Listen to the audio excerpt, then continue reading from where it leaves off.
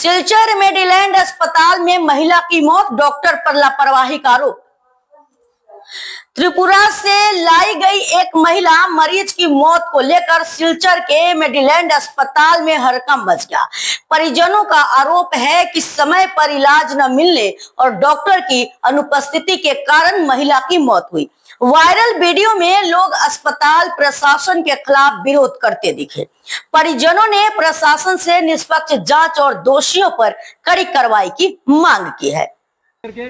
ধমকি দিলাম যে তোমরা কি ফাজলামি করছো আমার সঙ্গে, তোকে ডাক্তার ডাকবে না তোমরা এখন মোবাইল দেখার জন্য এসেছো। নার্সের মোবাইল দেখে সময় পেলে তারা একটু ভিডিও কল করে মোবাইলে। রাত্র 1টার সময় ডক্টর তিলক উপাধ্যায়কে ফোন করা হলো। উনি বললেন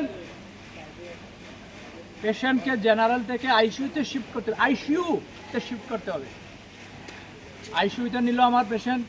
আমি আধা ঘন্টা পরে আইসিইউতে গেলাম, দেখলাম আমার পেশেন্ট ঠিক আছে, আমার সঙ্গে কথা বলল।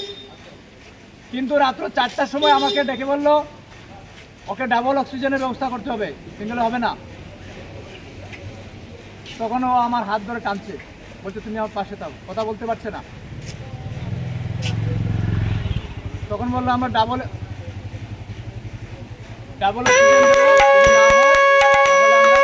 ভেন্টিলেশনে নেব সকাল 5:30টায়।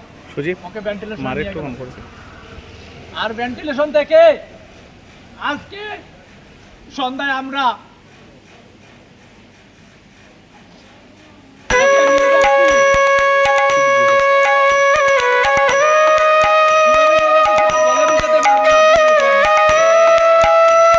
সেই আশা নিয়ে